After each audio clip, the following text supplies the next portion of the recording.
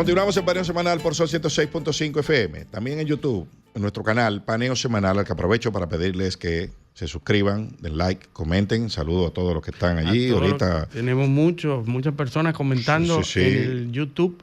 Ahorita vamos a comentar todo eso. Ahorita vamos a hablar con ellos, pero mientras tanto que nos oigan. Y que pedirles que se suscriban, comenten, den like. Sugieran temas allí, lo que quieran que tratemos, y nosotros vamos a tratar de complacerlos, y seguir en nuestras redes sociales Paneo Semanal. Entonces, Luis, seguimos. Estábamos en el segmento anterior hablando del viaje de Donald Trump a Europa y los resultados, ¿verdad? Uh-huh. Pero Putin se encontró con Alexander Lukashenko, el presidente su pana aliado de toda la vida de Bielorrusia, que actúan en pareja siempre. Uh-huh. Se encuentran en una isla, y hay muchos mensajes en esto que quizás la gente no advierte.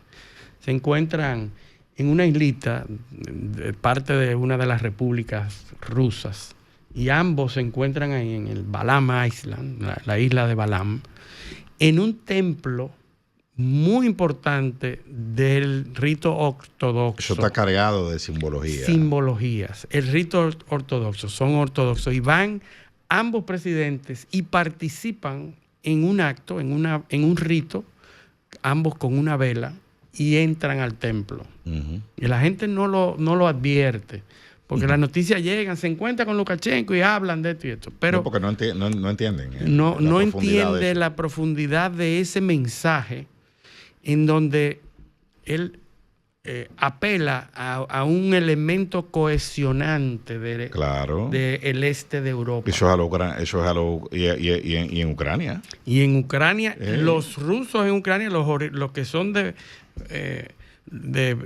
que hablan y tienen cultura rusa, uh-huh, se sienten identificados. Sí, porque mucha gente, hay partes de la historia que se omiten deliberadamente, porque en la guerra moderna lo que gana es la narrativa. La narrativa. Y lo hemos dicho muchas veces aquí. Hemos citado a Churchill, la primera víctima de la verdad en la guerra. La verdad. Señores, antes de que Ucrania, de que empezaron los conflictos en Ucrania, hasta el año 2013, Rusia era el principal proveedor de la economía ucraniana. Si lo vemos del lado ruso, dicen los rusos que entre el 91 y el año 2013, o sea, en 22 años, Rusia entregó ayudas a Ucrania por $250 mil millones. Sí. Eran aliados, eran hermanas. Eso es un cálculo. Hay otros cálculos que lo colocan en $150 mil millones. Como quiere mucho dinero. Sí. Usted coge el que usted quiera. Sí. O parta la diferencia. Es mucho dinero. Ucrania, hubo periodos en esa franja de temporal que estoy diciendo, que el comercio con Rusia llegó a representar más que el comercio de Ucrania con el resto de la Unión Europea. ¿Entiendes? Sí. O sea, los europeos, que hoy son los protectores, los grandes salvadores de Ucrania. Salvadores de Ucrania, entre comillas. A Ucrania la mantenían los rusos. Sí, sí. No, y la gente cree que este conflicto ocasionó hace 3 años, hace 4.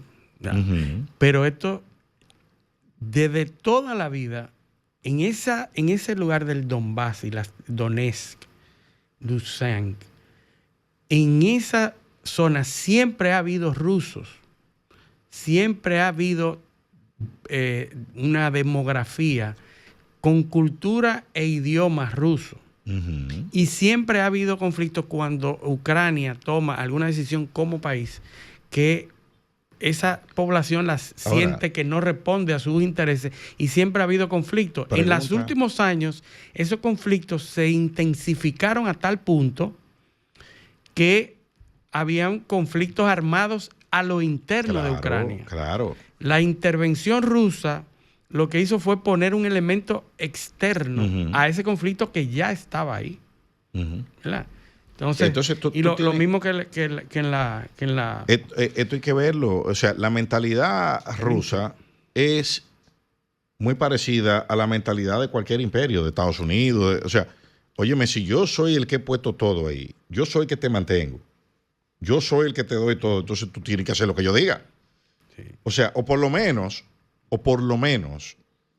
no actuar en contra mía. O sea, porque entonces yo tengo derecho a reivindicar, porque eso es una cuestión lógica. Sí.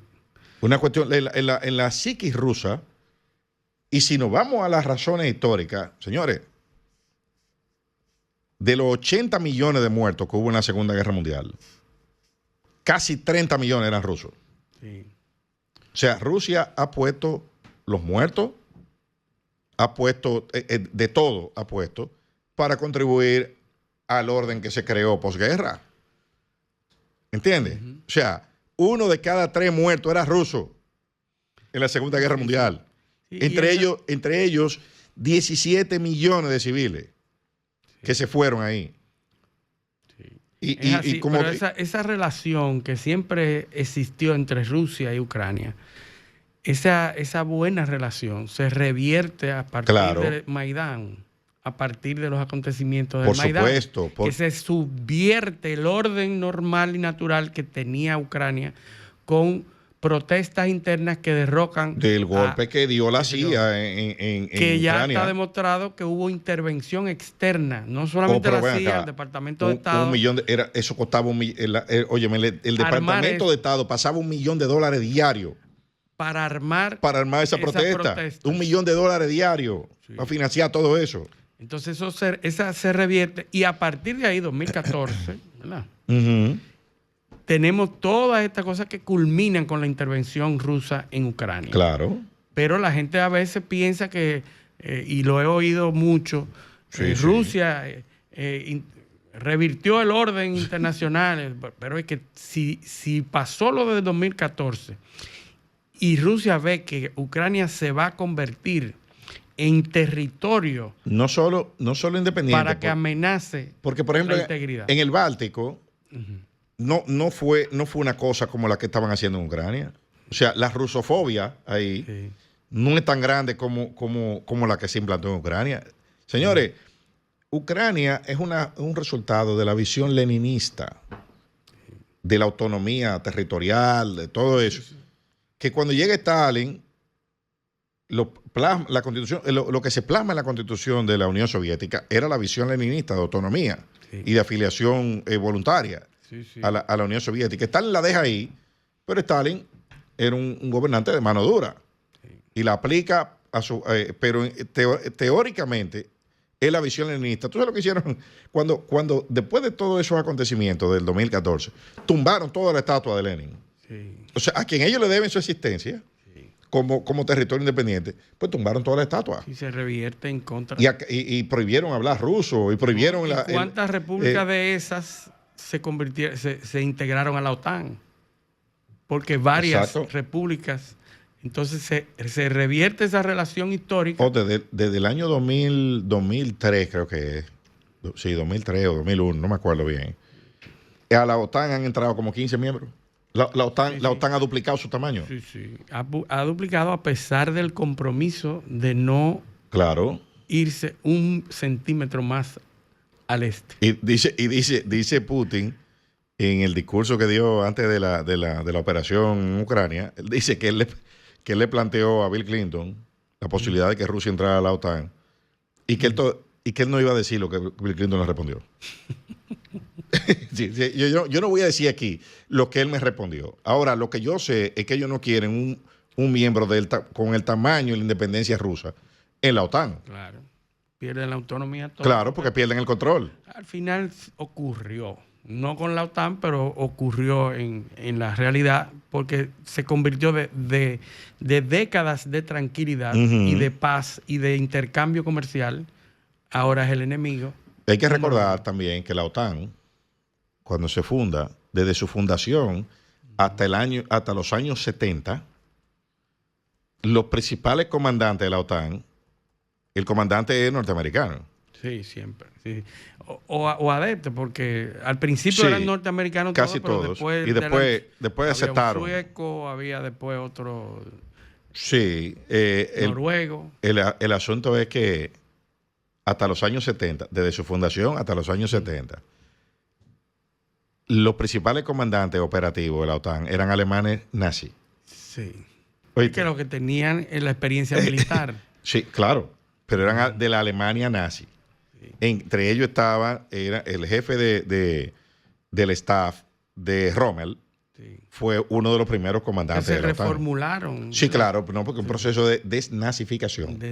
Sí, pero a usted le da un certificado de desnazificado y usted pasaba entonces a ser comandante de la nueva organización que formaron los aliados. O sea, es una cuestión. Y hay que decir que la OTAN nace y que después viene el Pacto de Varsovia. Claro, que es la contraparte. Que es la contraparte para establecer en los tiempos de la Guerra Fría. Claro. Eran esas dos claro, dos grupos. Pero no te resulta paradójico que el que perdió, porque supuestamente supuestamente no, cometió todas las atrocidades que cometió. Los que perdieron terminaron siendo los comandantes del ejército que forman los ganadores. Sí. O sea, eso es una... ¿verdad? Bueno, había que buscarle un puesto, Eliseo, porque si no era un problema. Bueno, no, yo sé, los que no cooperaron le aplicaron los juicios de Nuremberg. Los juicios y lo metieron preso. No, lo mataron, lo ejecutaron en los juicios de Nuremberg. Sí, a los que no cooperaron, los que no fueron para allá, ya tú sabes. Plata o plomo fue, como decía Pablo Escobar. Y tal como en esa época, ¿verdad? Putin se reúne con Lukashenko y anuncia el despliegue de misiles supersónicos. Hipersónicos. Son Mach 10, que es una nomenclatura. 12.250 kilómetros por hora. 10 veces el sonido. 10 veces el sonido, 10 veces, porque Mach es la velocidad del sonido, estas son 10 veces más rápido que la velocidad del sonido.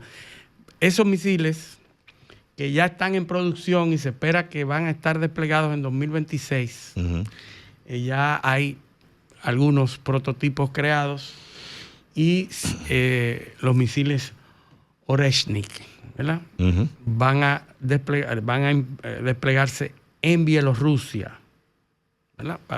Ahí en Rusia y en Bielorrusia. Ese acuerdo, ese encuentro se utiliza para anunciar el despliegue de esos misiles, que por cierto son el terror de Occidente. Claro. Porque las defensas antiaéreas no están diseñadas para eso. No están todavía diseñadas para interceptar ese tipo de misiles tan rápido que no da tiempo al cálculo, a reaccionar. No, son dos amenazas. Esos misiles y la lluvia de drones con la que Rusia ha estado atacando a Ucrania. Rusia tiene los drones iraníes, de tecnología iraní, están haciendo estragos. Cada vez más masivos y más contundentes siguen los ataques, a pesar de que Donald Trump había puesto, lo dijimos la semana pasada, ese ultimátum que lo recortó ahora a 12 días, ¿verdad? Día 12, porque él nunca es preciso tampoco. Yo me imagino que Putin debe estar riéndose de eso. La respuesta de Putin, porque se hizo una rueda de prensa en esa isla de Balam, y le preguntaron cómo van las negociaciones de paz y qué es lo que ellos piensan ahora, porque en las primeras reuniones que se hicieron en Minsk, Rusia puso sobre la mesa las condiciones por las cuales ellos podían entrar en un alto al fuego. Y ahora un periodista le pregunta qué hay de eso. Y dice, bueno, la situación no se ha resuelto, pero el escenario es diferente. Ellos pueden actuar con toda la calma del mundo. No se han dado, no nos interesa por el momento entrar en esas negociaciones. Nosotros les dejamos el escenario para que ellos propongan. Es decir, no lo descarta, pero tampoco dice que Mientras tanto, que está a la vista eso. Mientras tanto, en Ucrania, la Rada, el Parlamento, revocó la ley que quitaba la autonomía a la Fiscalía Anticorrupción. A los dos estamentos, sí. A los dos estamentos de lucha contra la corrupción, pero metió un ladrillito abajo de la mesa, que es ampliar la edad de reclutamiento hasta los 60 años de edad. Sí, que lo que querían jubilarse ya no. Sí, ahora usted, en lugar de pensar en su jubilación, tiene que pensar en ir al frente de batalla a pelear. Ay, se está acabando la gente. Porque se está acabando la gente, la gente joven. Sí. De hecho, creo que de la Deutsche Welle, un reportaje de los mercenarios colombianos que están combatiendo. Sí, sí. Por $3,000 mensuales. Hay muchos que van porque como esa gente que se ha pasado toda la vida en las guerrillas y en el ejército de un lado o de otro, ahora no tiene nada que hacer, lo único que saben hacer es pelear. Claro, ¿verdad? claro. Guerra, es lo único que saben disparar. Entonces, ¿dónde que se está disparando? Ellos van para allá. Sí. Y como hay dinero... El salario son $3,000 mensuales. Y como hay dinero para eso, porque la Unión Europea todavía sigue subvencionando eso. Claro, pues no puede mandar gente, porque no tiene. No tiene propios. No tiene soldados propios. Lo contratan, así es. No pueden ir a África a contratarlo porque son enemigos de ellos. Putin dice que va a desplegar los misiles hipersónicos y entonces Donald Trump, en respuesta a esas declaraciones de Putin, manda a desplegar 2 submarinos nucleares a las costas del Báltico, cerca de Rusia. Sí. Como respuesta. Pero dice Rusia que Kaliningrado es una fortaleza. No. Que Kaliningrado es vital para la existencia de Rusia. Sí. Y que cualquier ataque es guerra total. Sí. Es decir, ambas partes están ahí haciendo. Lo que sí sabemos es que Donald Trump en su actuar está utilizando lo que se ha llamado la teoría del loco, que no es que alguien se la haya inventado hoy. La teoría del loco surge y se utiliza por primera vez en unos documentos, en unos reportajes de Daniel Ellsberg, aquel de los papeles del Pentágono. Ese periodista famoso hizo un estudio, un reportaje periodístico en donde analiza el uso de la teoría del loco que hizo Hitler. Desde cuando Hitler utilizó mucho la estrategia de hacerse el loco para que le cogieran miedo, y utilizaba ese tipo de estrategia. Lo dice Daniel Ellsberg también, que Eisenhower lo utilizó también en la guerra de Corea. Lo utilizó también Nixon en Vietnam.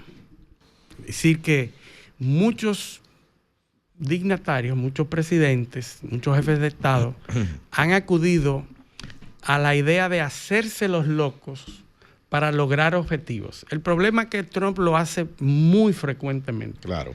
Muy frecuentemente, y entonces corre el riesgo de que ya nadie le haga caso, ¿verdad? Donald Trump ha estado diciendo, él quiere algo, y lo que hace es, como cuando inició este segundo mandato, diciendo que él quiere anexar a Canadá como parte de los Estados Unidos. La ventana de Overton. Exacto. Comenzar con una cosa absurda. Con una cosa absurda para lograr algo que no es tan alocado como lo que comenzó a decir, pero es favorable. Y hay estudios, hay un artículo en la BBC que habla de la teoría del loco y cómo Donald Trump está utilizándola relativamente con éxito, salvo el riesgo de que si lo sigue utilizando mucho y no lo hace, no le van a hacer. No le van a hacer que están las tres fases de la idea de Schopenhauer. Decía que toda idea primero recibe crítica, después burla Y después aceptada. Y después la aceptación, y después la justificación. Son tres fases que tienen una idea. Pero mira, nosotros decíamos aquí, y muchas veces lo dijimos, que Estados Unidos estaba al borde de una guerra civil. ¿Verdad? Sí.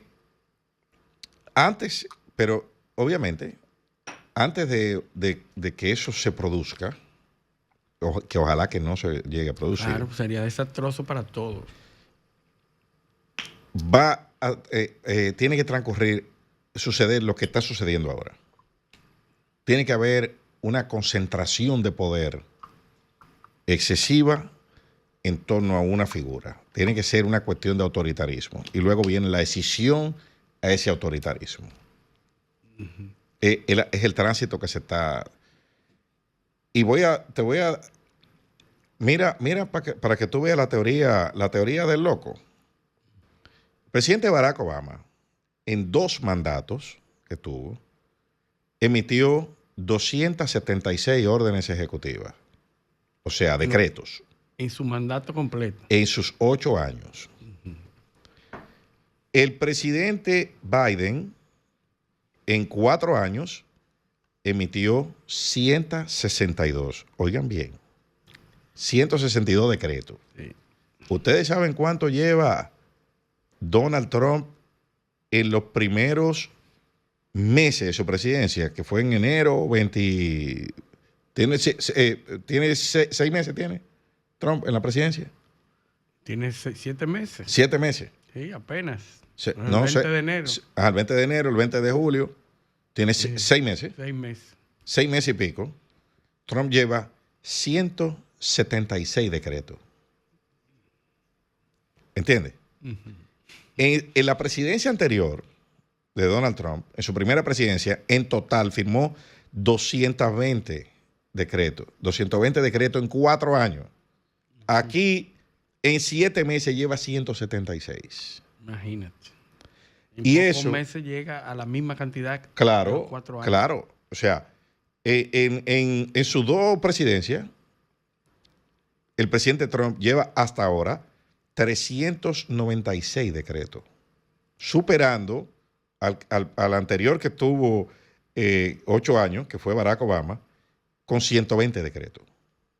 Okay. Que es casi lo mismo que emitió Biden en 4 años, que emitió 162. O sea, el nivel de activismo regulatorio que hay ahí, la mayoría de esos decretos son para tumbar cosas que él encontró. Sí, sí. Revirtiendo. Sí. Revirtiendo. Y no son graduales, son... No, 180 grados. 180 grados. Echando para atrás, tumbando y prohibiendo y dando directrices. Eso sin contar el número de sentencias que van de la Suprema Corte de Justicia en los últimos 7 meses. Ante el accionar... Ante esa avalancha... De esa avalancha de accionar del presidente, llegan y se resisten órdenes, sometimientos a jueces sobre ese accionar, y entonces también un sobreejercicio de los jueces. Esas órdenes ejecutivas, muchas de ellas han venido sobre temas que están en la Constitución americana, como el tema del ius soli, por ejemplo, que ya vimos que hay un escarceo para otorgar la nacionalidad de forma automática en Estados Unidos. Ya eso, hay decisiones en la Suprema que dejan una brecha para que se mantenga esa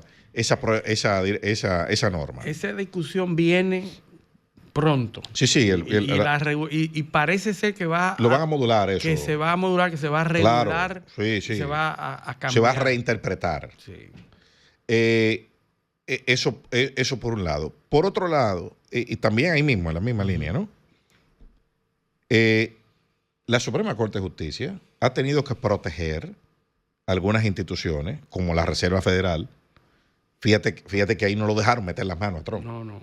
Intentó y tiene una guerra abierta con Jerome Powell. Sí, sí. Pero la Suprema Corte de Justicia dijo, no, aquí no, espérese. Aquí no.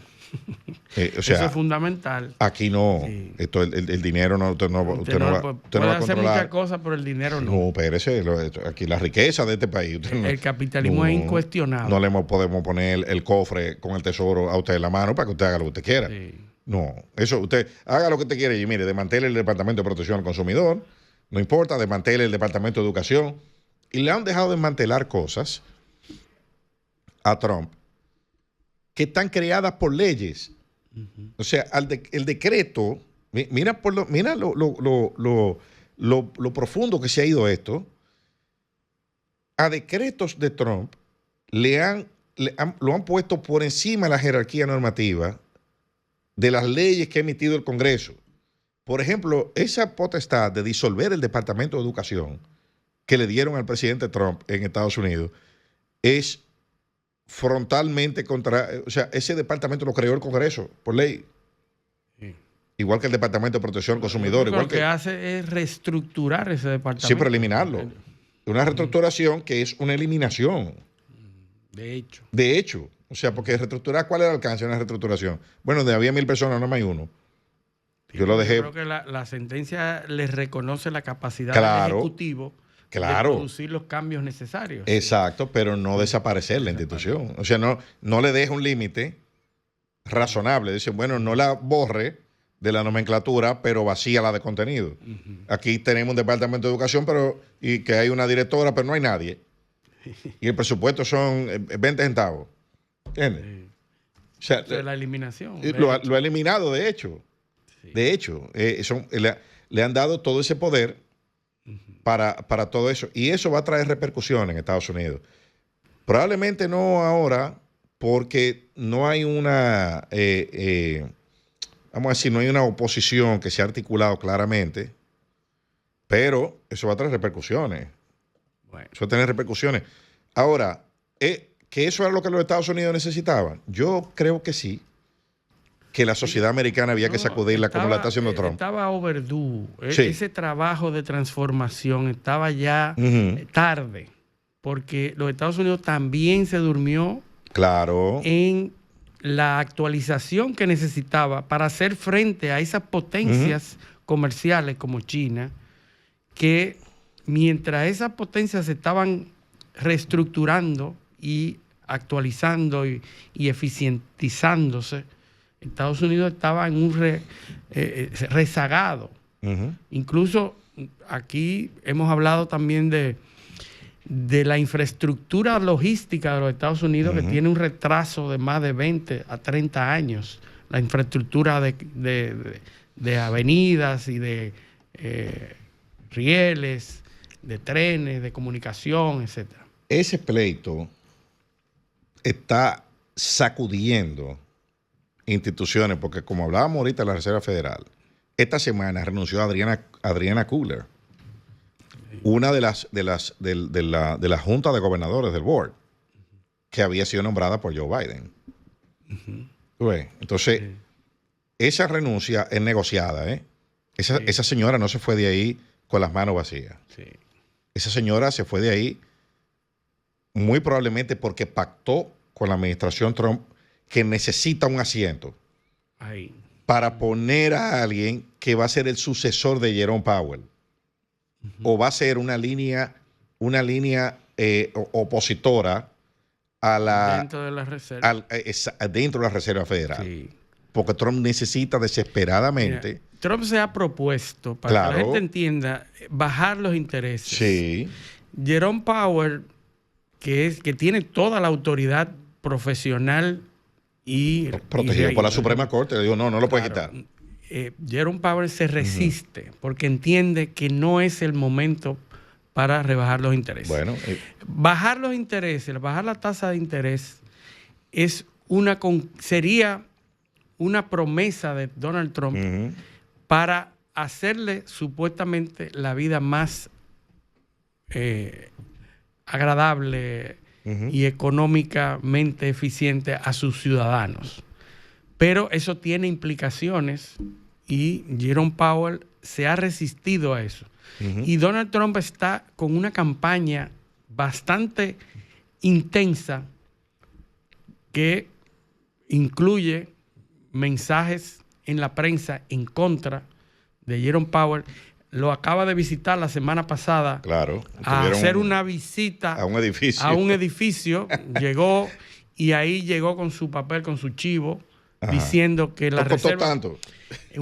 Una forma de presionar a la Reserva Federal, diciendo que el edificio había costado una astronómica suma de dinero inexplicable, tratando de insinuar como que la Reserva Federal no hace buen uso de los fondos. No, y que ese edificio costó 5 mil millones. Y Jerome Powell dijo, no, es que ese otro edificio. Ese otro que ya está hecho hace 5 años. Ese se hizo hace 5 años. Es que no... Lo contradijo en público. Lo contradijo en público porque Donald Trump dijo, esta construcción está costando una cantidad exorbitante. Y esa contradicción... no, ese no es el número que yo tengo, eso de dónde viene.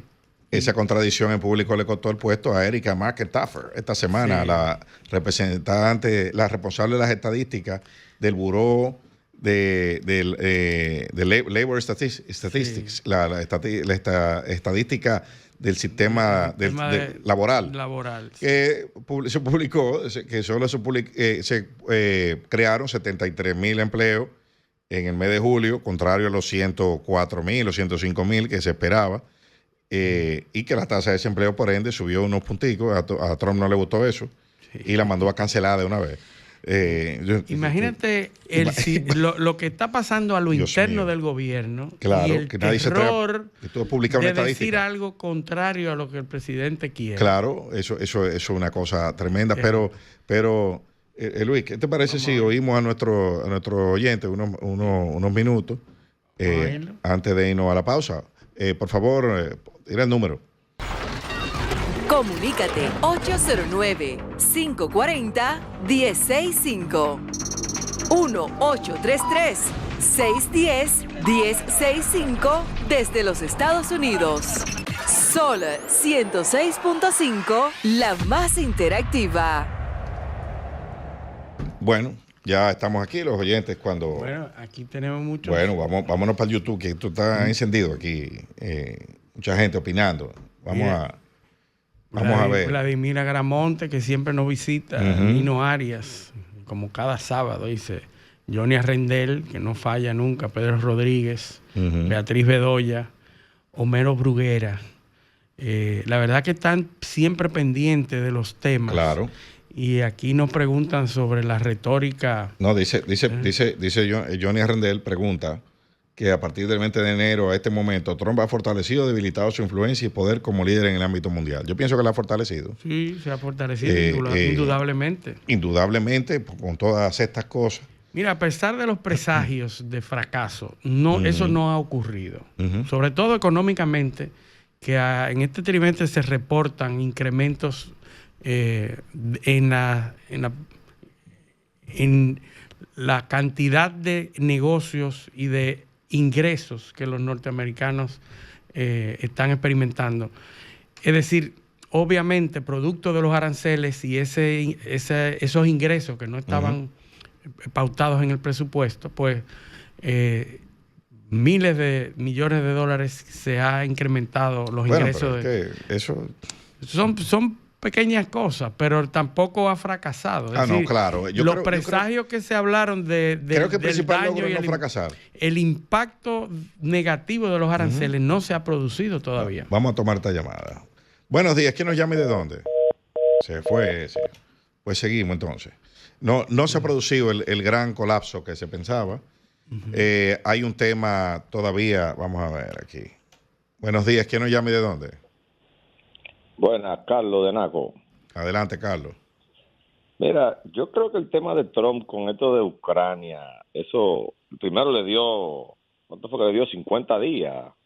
Sí, 50 y después 12. Después 12 y después iban en cuentas regresivas, ya quedan 10 nada más. Sí. Él duró tantos años diciendo que él acababa esa guerra en 2 horas, que yo creo, ¿verdad? Y analizando 2 días el mundo operandi de Trump, que ya se dio cuenta que no va a acabar eso. Y ese tema de dar los 10 días es para justificar el la necesidad de que obviamente Estados Unidos va a tener que seguir metiendo dinero en Ucrania para la guerra.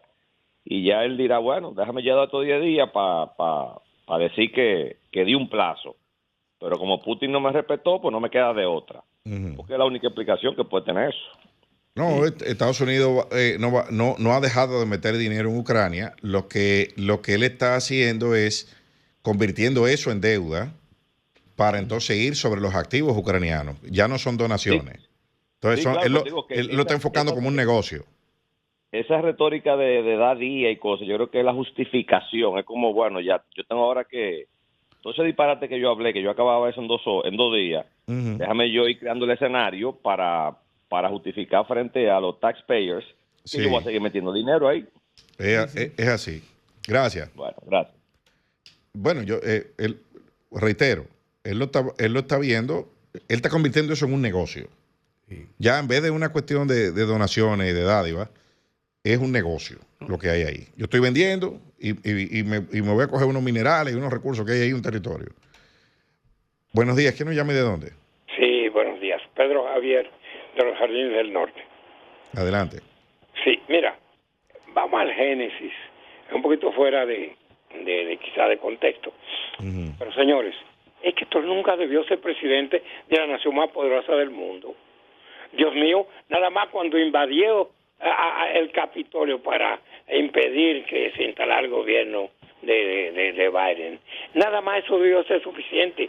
Es que las leyes de los Estados Unidos y el comportamiento de la sociedad es una cosa que no podemos entender. Ellos son muy tal, muy cual, pero y tiene sentido que él fuera presidente. El problema es que tampoco tenía sentido que fuera Biden y mucho menos Kamala Harris. No estoy por ninguno de ellos. Yo decía, ¿sabe qué decía? Bueno, pero eso es lo que habían. No, está bien, yo decía, unos son malos y los otros no sirven. Bueno, gracias. Sí, no, y además hay una población de un 46, 47% que sigue apoyando a Trump y que en ese momento era la mitad de la población votó por Trump y estaba a favor. Y ahora lo primero que se pierde es la verdad, como tú dices, en todos los conflictos, incluyendo los conflictos internos. Ese asalto, entre comillas... Eso fue muy manipulado. Eso es una narrativa. Una manipulación. Señores. Es una manipulación de lo que ocurrió ahí. Cuando usted analiza con fuentes objetivas y frías eso, no hay ningún indicio de intento de golpe de Estado como se ha querido plantear. No había manera de que eso fuera intencionalmente para llegar a hacer un golpe de Estado. Buenos días, ¿quién nos llama y de dónde? Primitiva, un abrazo. Oh, Primitiva, ¿cómo está? Estamos aquí, a veces no le llamo porque a veces es más interesante escuchar que llamar. Gracias. Bueno, amén. Un saludo para el pueblo dominicano y el mundo. Bueno, Selenki para mí es una tierra rara que deberían de llevárselo también. Pero muy valiosa. No me cierren, porque ni siquiera un mineral, una tierra rara, pero que no sirve para nada. Y para terminar, me gustaría escuchar su opinión sobre la reelección indefinida del señor Bukele. Eso lo íbamos a hablar en el próximo segmento. Dictador ya. Un abrazo. Gracias. Buenos días, ¿quién nos llama y de dónde? Sí, Ramón, sí, desde Puerto Plata. Adelante. Mire, para mí que, honestamente, aunque la gente diga lo que diga, las decisiones del aumento de los aranceles es una buena medida, aunque, como ustedes dicen, los resultados no se han visto, pero en algún momento pues se van a estabilizar. Porque, honestamente, la potencia del mundo no puede tener este déficit que tiene Estados Unidos, señores. Eso es un mal ejemplo. Eso es verdad. Eso es correcto. Eso es un mal ejemplo, señores. Entonces, eso es correcto. Y las otras economías corregirán devaluando. Sí. Eso es así, devalúan su moneda y ya para volverse... El euro probablemente se devalúe para corregir el tema de la pérdida arancelaria. Exacto, entonces China cada día más potente y Estados Unidos todo el día cogiendo prestado y vuelta un todo. De alguna manera tienen que responder los Estados Unidos, ¿verdad? Así es, cierto. Gracias, está bien. Yo sigo manteniendo que Trump era la mejor opción que tenían los Estados Unidos. Sí.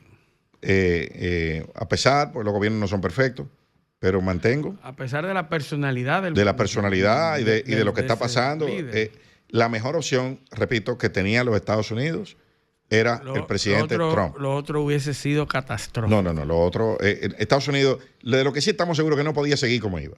Sí. Yo no sé si como está ahora van a conseguir los objetivos, pero como iba, definitivamente estamos seguros de que no. Y eso que hemos dicho, Estados Unidos estaba en un retraso en la batalla por la supremacía mundial. Se estaba quedando atrás. Tiene décadas de atraso en términos de poder, en términos de poder militar, en términos económicos, en todos los términos. Y óyeme, señores, en cosas tan sencillas como el capital moral de una sociedad. También. Estados Unidos estaba, todos los pilares fundacionales de Estados Unidos estaban en crisis. De cosas como la libertad de expresión, todas las libertades públicas, por un exceso de tolerancia. El uso del sistema judicial. Exacto. Se utilizó el sistema judicial de manera política. No, que donde todo se permite, las cosas se anarquizan. Y Estados Unidos es todavía un país donde las instituciones funcionan y tienen que recatar de alguna manera el prestigio institucional. Esa línea de wokismo que se apoderó del gobierno. De intolerancia, de cultura de cancelación. Cancelación, género, racismo, o sea, todo. Porque todavía es un país donde todo el mundo dice lo que le da la gana, a pesar de todo lo que se está haciendo. Por lo menos tienen ese valor. Bueno, intacto. por lo menos. Así vamos a coger esta última llamada y nos vamos. Bueno, ya, un momentico. Se fue. Bueno, y nos vamos nosotros también a la pausa. Esto es Paneo Semanal, no le cambien.